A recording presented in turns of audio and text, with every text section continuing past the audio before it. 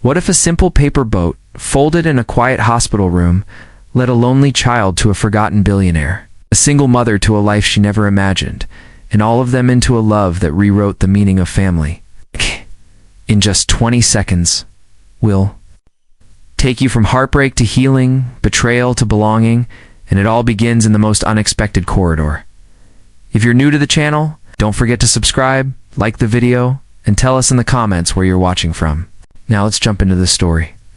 Nina Flores dragged her mop bucket down the quiet hallway of Rosewood Infirmary, humming softly so the echo would not feel lonely. The night shift moved on a slower clock of beeping monitors and fluorescent sighs. Most rooms were dark, but Ward 16 showed a thin line of yellow light under its door. For weeks, Nina had passed that door, sensing someone awake. Tonight, curiosity tugged harder, so she eased it open. A small girl lay in bed, metal braces surrounding thin legs. Instead of sleeping, she traced shapes on the ceiling with a flashlight, turning cracks into secret constellations. "Hello?" Nina whispered. The girl lowered the beam. Her eyes held the pale blue of early frost. "I'm Nina. I clean floors." "What star picture is that?" "The paper boat," the child said, voice like folded paper. "It sails until it finds its captain." Nina smiled. The chart read Daisy Clark, age 7. Under Guardian was a name already crossed out. Nina felt a familiar ache. Her own son knew absence too. "Do you like stories?" she asked. Daisy hesitated. "Only if they end well." Nina sat on the bed edge, ignoring the rule that cleaners must keep moving. Outside, rain tapped the panes. Nina told a tale about a paper boat fighting storms, whales, and whirlpools to reach a lighthouse. Daisy listened with eyes wide. When the story ended, Nina folded a napkin boat and placed it beside the pillow. "For your fleet," she said. Daisy managed a shy smile. The speaker crackled. "Midnight rounds. Nina promised to return tomorrow with a new chapter." Daisy whispered, "Bring honey biscuits. They taste like sunlight." Nina chuckled and slipped away. Nina had taken the night job 3 months earlier. After the cafe, where she waited tables closed without warning, night work paid a touch more, but the real prize was the health insurance that kept Ben's asthma. Inhaler affordable, she told friends. Wiping wax felt like drawing moons on water. Yet she liked the silence because no one quizzed her about missing weekends or dreams. Ben, bright as sunrise, accepted the odd hours with cheerful logic. If ma'am cleaned while the city slept, they could hunt treasure in the park on Saturday. He often waited in the staff lounge with homework and a sketch pad, certain that heroes sometimes carried lunchboxes instead of swords. Meanwhile, Daisy measured her days by the squeak of meal carts and the sting of medicine. Nurses spoke kindly, yet hurried, as if kindness were a limited supply. Every evening she counted the seconds until visiting hours ended, hoping the next nurse might turn out to be her mother in disguise. When no one came, she traced more star maps overhead and told herself the boat still sailed. In the staff lounge, her 6-year-old son, Ben, slept across 2 chairs. She kissed his hair, then hurried through remaining chores, her heart lighter than any mop. Next afternoon, mother and son baked lopsided honey biscuits. Ben drew their dog, Buttons, for the lonely girl. At dusk, Nina entered the hospital. Supervisor Edgar Booth grumbled about late starts, but she hid the tin beneath clean towels. Daisy waited, eyes bright. Crumbs became shooting stars on napkins. While they ate, Ben appeared by video call, waving the drawing. Daisy laughed, a sound unused for months. The laughter drifted into the hall and reached Booth. He stormed in, confiscated decorations, cited infection rules, and left the room cold again. Nina whispered, "Some voyages sail through storms first." She taped the picture of Buttons back on the wall lower, safe from his eye. Before dawn, a black sedan parked outside the emergency doors. Shipping magnate Leonard Norwood stepped out, clutching a folder of faded photos. After 7 years of searching, a clerk had faxed him a birth certificate stamped by Rosewood Infirmary. It named Daisy Marin Norwood. He marched up the elevator, shoes clicking like slow thunder, and found Ward 16. Inside, Daisy woke to discover her paper boat missing. Tears gathered just as a tall stranger in a charcoal coat entered, holding the folded boat gently.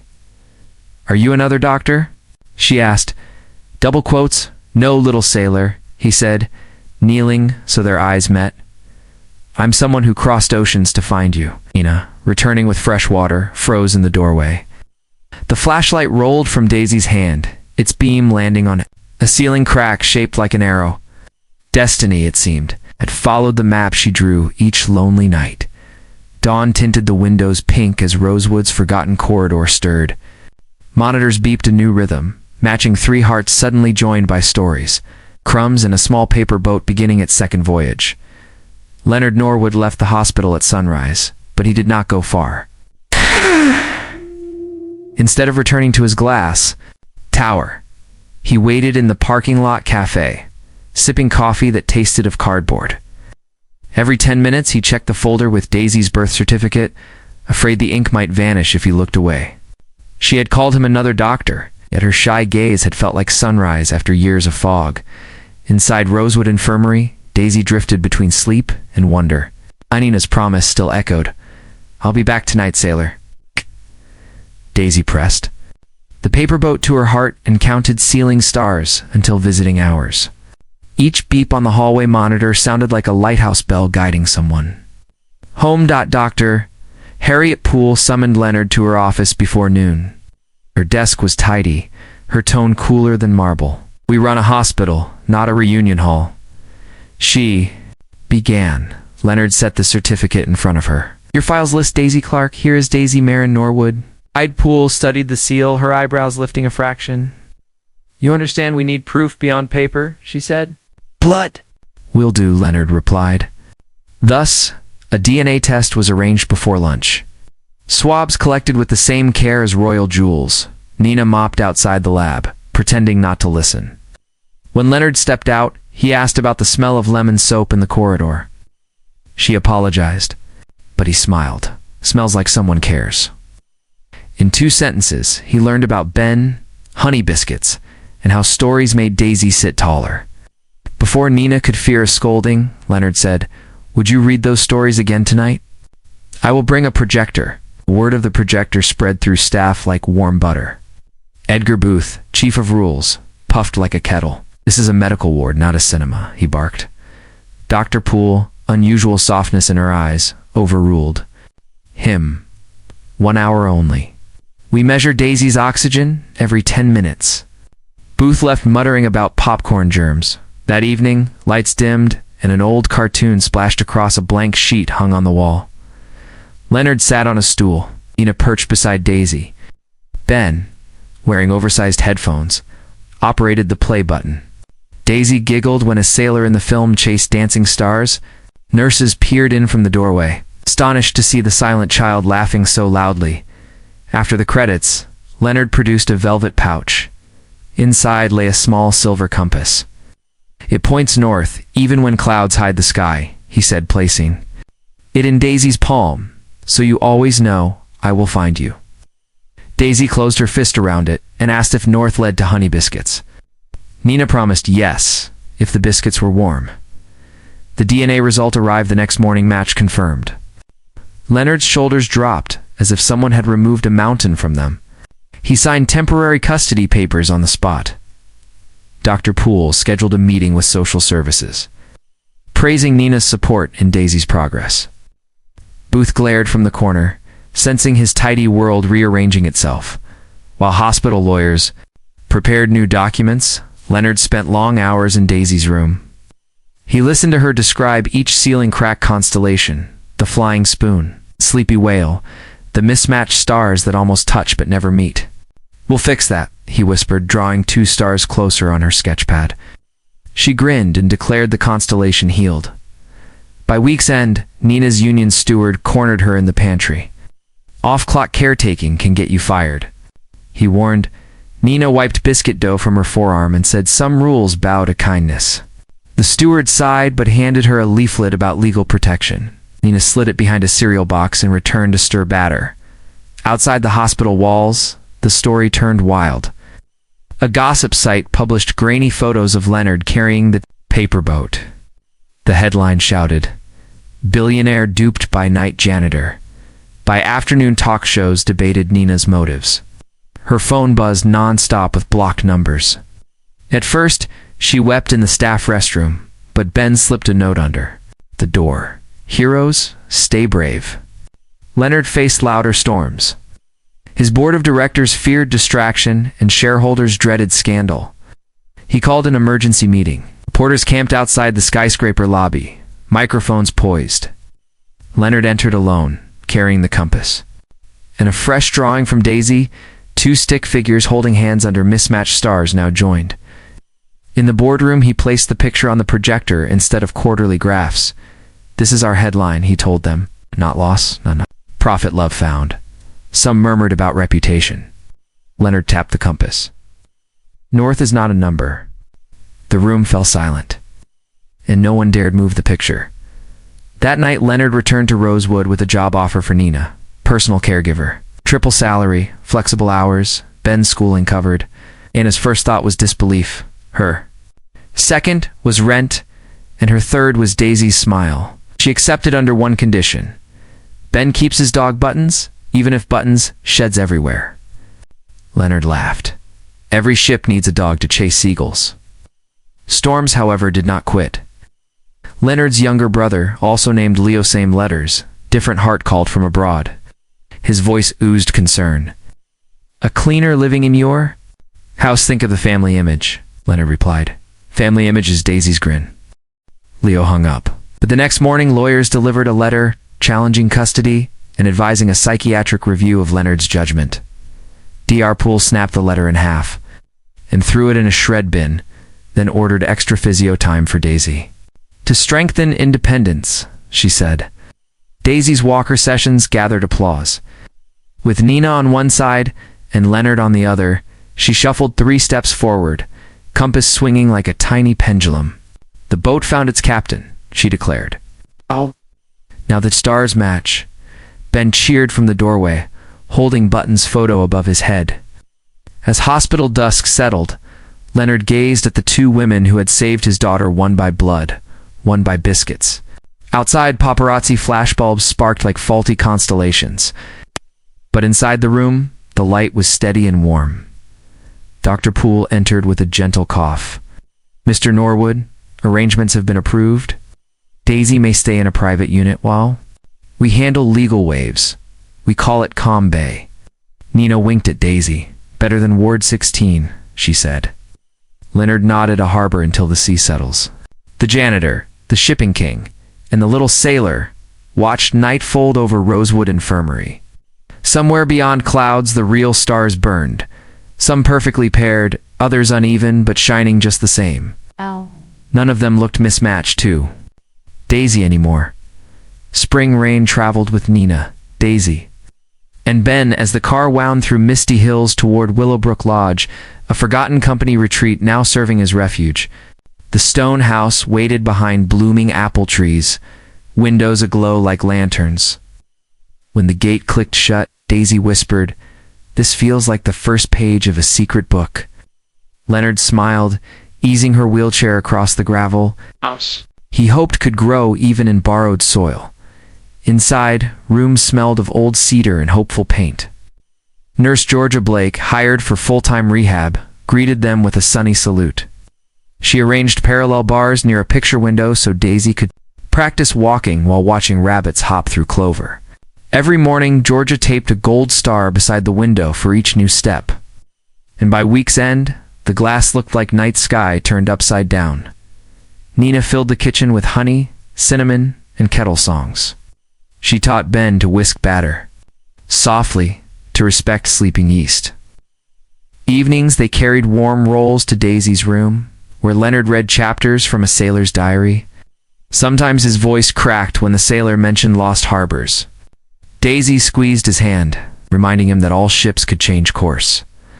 Leonard's laptop lived on the sunroom table, but quarterly charts now shared space with crayon maps. He conducted board calls and rolled up sleeves, pausing whenever Daisy waved through the glass. The first time she took 3 unaided steps, He ended a meeting mid-sentence and ran outside to cheer. Shareholders later asked why the call had dropped. Gravity malfunction, he said, half laughing, half crying. Trouble slipped in on silent wings. Tabloids hired a drone to peek through bedroom curtains, hoping for scandal. Nina heard the whir, seized a broom, and whacked the machine into a rosebush. Security Chief Mr. Wren recovered the memory card and traced the signal to an address owned by Leonard's brother Leo. Leonard stared at the printout, anger slow but deep. Jealousy, he muttered, is a weed that strangles its own garden. 2 nights later, glass shattered in Daisy's room. A rock lay on the floor, tied to a note that read, "Blood over strangers."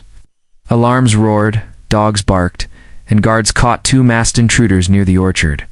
Police uncovered payments routed through a shell company linked again to Leo's secretary. Nina held Daisy in the hallway while officers photographed footprints. Daisy's compass trembled in her small fist, but she whispered, "North is still." North, after the break-in, Leonard reinforced windows, added motion lights, and insisted Nina lock her door. They met in the kitchen at dawn, eyes ringed with fatigue. Over tea they spoke of fear and family. Words softened, silences lengthened, and when Leonard reached for her flour-dusted hand, neither pulled away. He turned a mansion into a home. He said. Nina brushed hair from her face and answered, "You gave a janitor courage to dream." Weeks passed, wounds closed. One peach gold sunset, Leonard led Nina onto the veranda overlooking the orchard.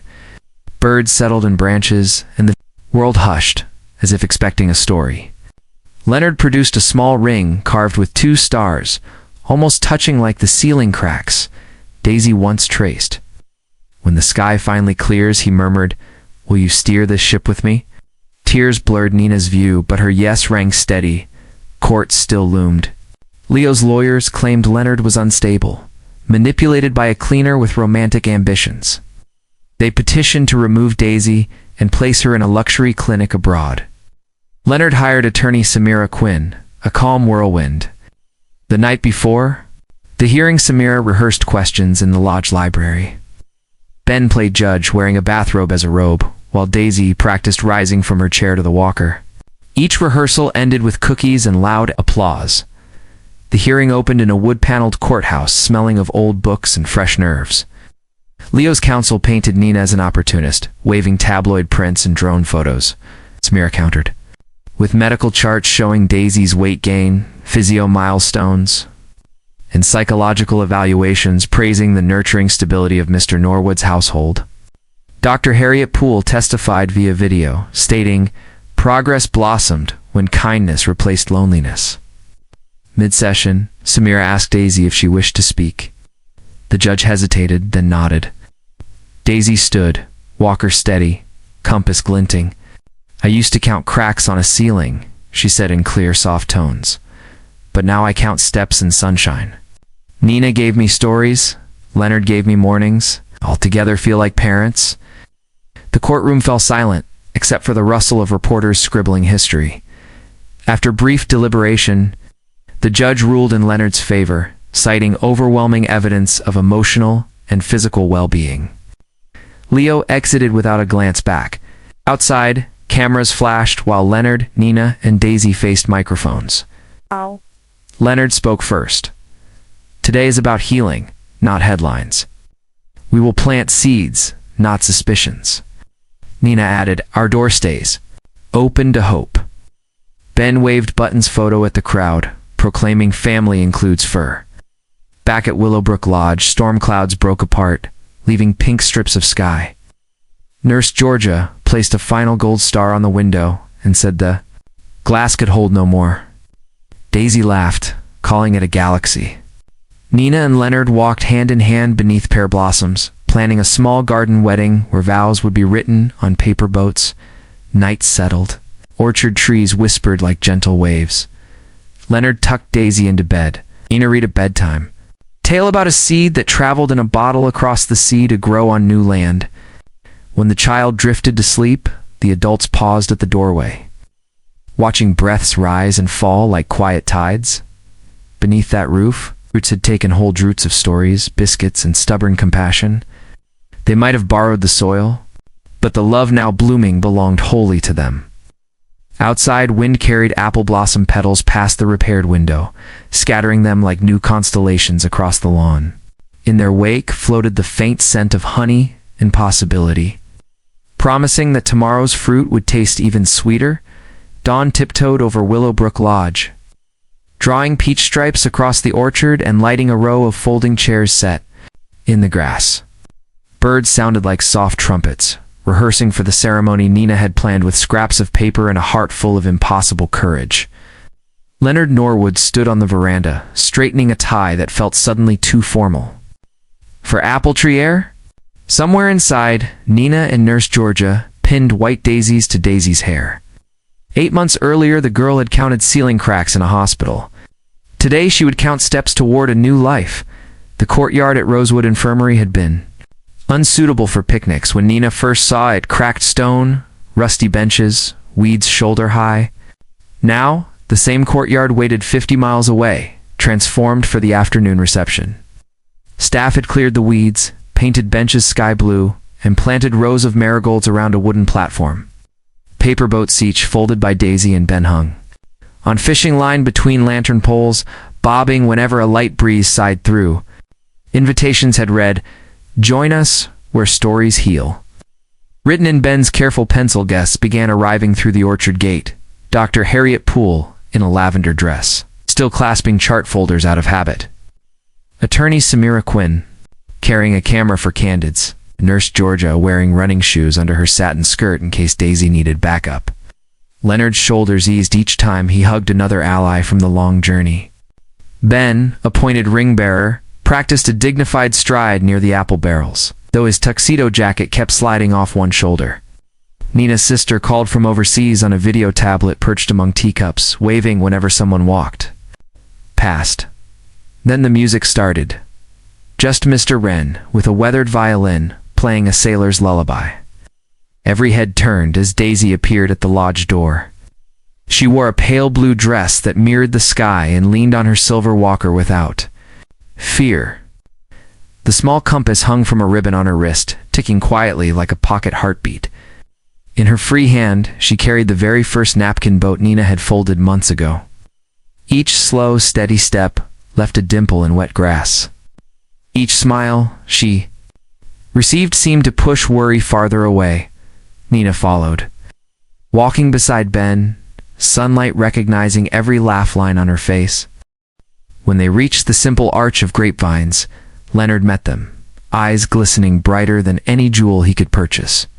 Vows were whispered, because shouting seemed rude to birds and clouds who listened so politely. Leonard said he had loved ships all his life, yet never understood the word harbor until Nina spoke his name. Nina answered that she had cleaned hundreds of floors, but never felt ground this steady until he placed Daisy's hand in hers. Rings slipped on, birds applauded. In Georgia rang an old ship's bell scavenged from the barn, its rusty clang announcing a fresh chapter. After hugs and photographs, the party caravanned to Rosewood in vans filled with laughter. Daisy insisted on riding with Nurse Georgia for medical supervision, but everyone knew she just wanted playlist control. When the group poured into the bright courtyard, patients watched from windows, amazed at lanterns, bunting, and a dessert table crowned with honey biscuits. Leonard tapped a microphone, but chose plain speech over fanfare. "We once stood in Ward 16 and felt the world pause," he said. "From that pause grew new direction. Today we open Compass Warda, place where lonely stars meet others until they shine again." A green ribbon stretched across the refurbished corridor entrance. Dr. Poole handed Daisy silver scissors. The girl cut the ribbon with deliberate care. Walker braced, compass steady. Inside, walls were painted soft teal, and every room held a bookshelf, a beanbag, and a small box of origami paper. One therapy area displayed Ben's mural of waves carrying paper boats toward sunrise. Parents touring the space wiped tears, understanding that someone finally stitched kindness into the bricks. Over the next 2 weeks, Compass Ward filled with gentle chaos. An art teacher guided paint-splattered youths, music students plucked guitars for children learning to breathe through new lungs, and Nina supervised a kitchen nook where families baked memory recipes. Daisy, officially titled Junior Morale Officer, distributed gold star stickers for milestones. First smile. First meal finished. First joke brave enough to leave trembling lips. Leonard funded extra nursing positions and laughed whenever accountants asked for projections. The compass already points to profit, he told them, tapping his chest. Just not the kind you measure in coins. One afternoon, Leo Norwood arrived unannounced, shoulders stiff but eyes uncertain. Box of bookstore gift cards and a letter of apology. Daisy, remembering rocks through windows, studied him carefully before offering a biscuit. Leo took it, crumbs softening his expression. North confuses some of us, Leonard said later that evening on the porch, but a compass never quits trying.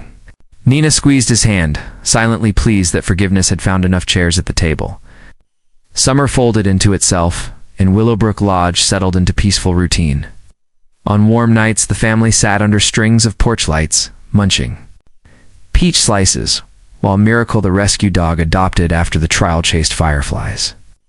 Ben practiced constellation lore, renaming 3 bright stars the Biscuit Triangle. Daisy, legs stronger each week, sometimes walked the length of the orchard unaided, Leonard pacing beside her just in case, but seldom needed. When sunset painted clouds copper, Nina would turn the compass face up on the railing. Its needle swung, hesitated, and finally centered toward the house. Looks like home is magnetic, she joked. One Saturday, Dr. Poole visited the lodge carrying a cardboard tube. Inside lay a glossy poster, a photo of Daisy cutting the ribbon beneath bold words, direction, hope. It would hang in Compass Ward's entrance. Daisy studied the picture, then replaced the compass ribbon with a new one, featuring 2 stars, almost touching. They found each other, she whispered, and everyone understood she meant more than paint on paper. Later, Nina tucked Ben in too, an attic loft filled with ship models. He asked, "Will the compass ever stop?" She kissed his forehead. "Only if we forget why we sail." Below, Leonard closed laptop lids, choosing instead to listen to crickets and distant laughter. He felt no urge to conquer markets tonight. The richest metric lay in tiny footsteps echoing down hallway wood. Moonlight spilled across orchard grass like spilled milk. Wind rustled leaves, carrying whispers from hospital courtyards, garden, weddings, and courtroom benches. The places where strangers once met and chose to stay. Roots had gripped borrowed soil, spreading far beyond property lines, drinking every sunrise they were offered. And so the compass kept turning, not to correct wanderers, but to remind them that wherever kindness lives, North is already found.